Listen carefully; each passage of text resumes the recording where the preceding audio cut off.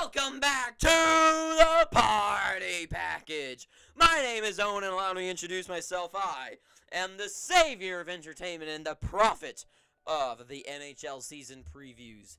Now last time we talked about the Dallas Stars, a team that is kind of hoping for some sort of success, but they're kind of going downhill. They got guys they need to sign, guys that are too old to do things, guys that are out of it, and guys leaving the team.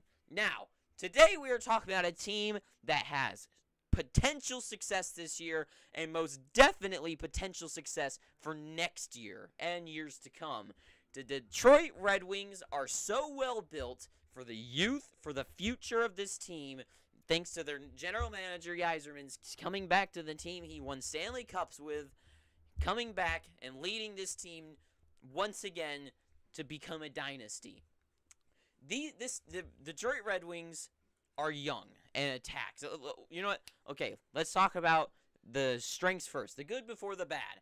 The good news about this team is that they're pretty well built roundedly on depth. They have got pretty good depth. You got 60-plus point guys to maybe 70. They can cross over that line. You got 50-plus guys on the second line, discounting Vrana, but he was injured. That doesn't count. You got 30-plus guys on the third line, and you've got 20-to-teens guys on the fourth line. But the thing that sets this team apart, you look at it, the Colorado Avalanche, let's say, the Stanley Cup champions, is that this top line, you've got the 95 players like Rantanen, you got 88-plus to 100-point players in McKinnon. You've got guys throughout the top lines that are already getting this second line as many points as what their top line, the Red Wings top line is getting as many points as the Avalanche's second line, which is very true. The difference is that the Avalanche those players are already proven players that have reached their potential, and that's what they're going to produce. The Red Wings are a team that is young, that is youthful, and it's rookies. Raymond, Larkin, Bertuzzi, all in their 20s. Perron is old. Kopp, Vrana, in their 20s. Kubalik, Suter, Zadina, in their 20s. This team is so well built for the youth for the future. Raymond, in his second year, gets 57 points. This year, and Kopp, 53 points. Kubalik, 38. Suter, 38. Zadina, 24. Seider wins the Calder Cup, being, I think, in the next 2 years will become the best defenseman in the NHL, no doubt.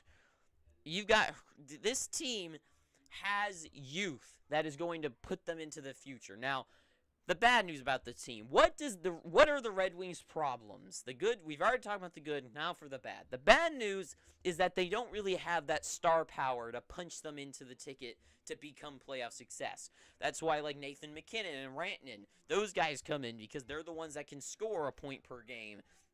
These guys, the problem with the Red Wings here is that they don't really have that. They might have the depth, but this top line isn't getting those 80 to 100 points that is really going to kick them over the line to success.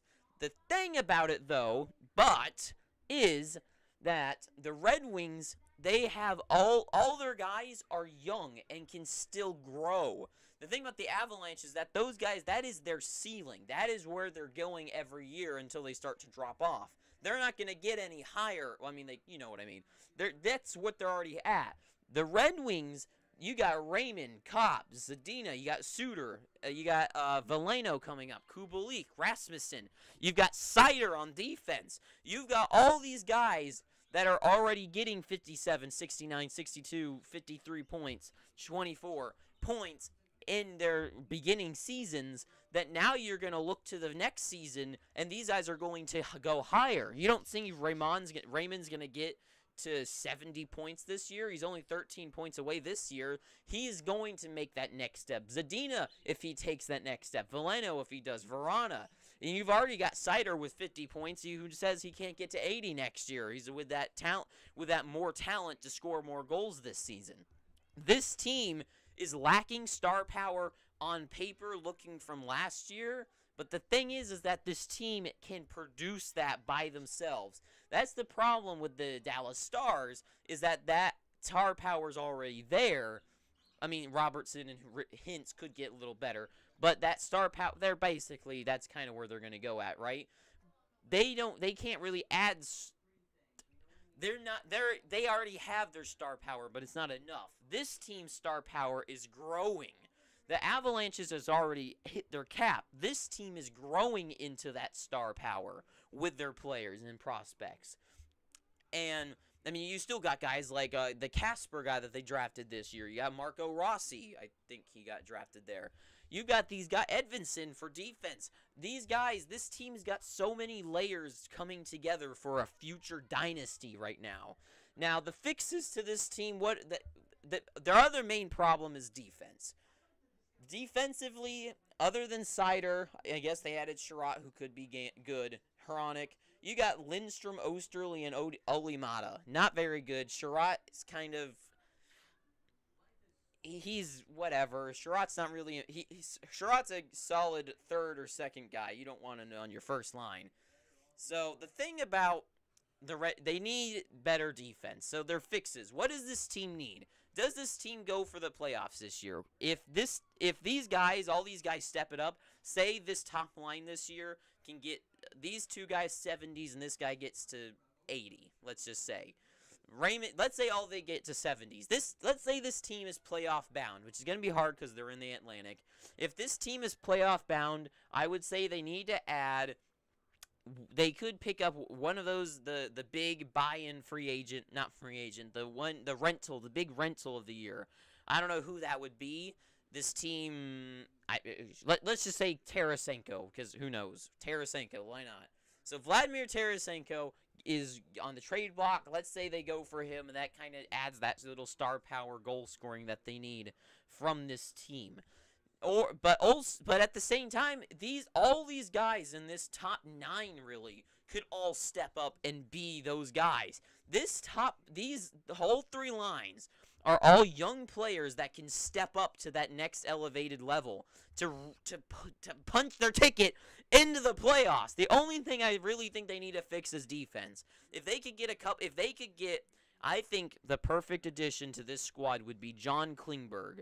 You put Seider first line, Klingberg on the second pairing. You got Hronik and Klingberg. You got Sherratt and Seider, which I feel like Seider needs a little bit of a better defenseman than Sherratt, but let's just say go with Sherratt because they already have him. If they could add Klingberg to the team and you got that as your top guy and you get one more, maybe like a Philip Myers or something, some sort of defenseman that's a pretty strong, big guy that can really just play like a Chernak or something. Not that they're going to get Eric Chernak, but just an idea, that type of player. Now, the goaltending I haven't really talked about because it's kind of a mystery. Ville Husso showed last year that he can be a starter and that he actually can be a pretty solid goaltender. But for a team trying to have success, he's a really good backup goalie. But I feel like this tandem with Nedeljkovic could be a pretty good combo right there. That could be a pretty good tandem there. Once like Husso's doing hot and then Nedeljkovic is doing hot, you can switch those guys out and you keep them fresh and you keep them healthy, you keep them fresh whenever they play, and they can take turns with the net. I feel like that's a pretty good tandem there. This team really is only missing the defense and that star power, which could be homemade. That homemade star power could come from Zadina. He could break out. You could get it from Raymond or Raymond. I already say his name. Kubalik even. All these guys could break out and be those guys. It's just that they're young and not proven that yet. They can, though. That's the thing, is that they can break out and prove it. If Connor Garland can break out and prove it, then Philip Zadina can break out and prove it. So, I guess the question is, where does this team make it to the playoffs? It would be really hard, because it's really hard to tell because they're in the Atlantic to begin with, so it's going to be really hard for them to get that top 3 spot with Florida, Tampa, and the Maple Leafs. But let's say Tampa's kind of getting tired out. They're starting to lose some of their players. Stamkos is starting to fall off, let's say. And they lost, like, Andre Palat. So what if they start falling off a little bit? Let's say the Boston Bruins are starting to kind of fall off, which that video is also still my #1 video. Thanks a lot. These teams start falling off a little bit, and there's a lot more competition now with Ottawa and the Red Wings now. this team could have an opening for them to slide into a playoff spot if these guys can rise to that level with their speed and skill to outpower those like the tired Boston Bruins and the Tampa Bay Lightning. If they could beat them in a few games, I could totally see this team squeaking in. Now, let's just say they get the 4th or 5th spot, right? Do they win any series in the playoffs? I think if they could add one star player, I don't know. I don't think this team could win a playoff game because they'd be playing up against, let's say they get 4th, okay? If they get 4th, then they'd have to play up against probably Florida or Tampa, or let's just say the Maple Leafs do amazing. No, let's just say it's Florida again. Florida is going against them. I don't see the Red Wings having a way to beat the Florida Panthers in the first round, or Tampa Bay, or even like the Rangers or something. So it would be hard to tell. No, it would be the other way around. It would be whoever wins that one. So yeah, if they play the Rangers or something, maybe they could outplay the Rangers.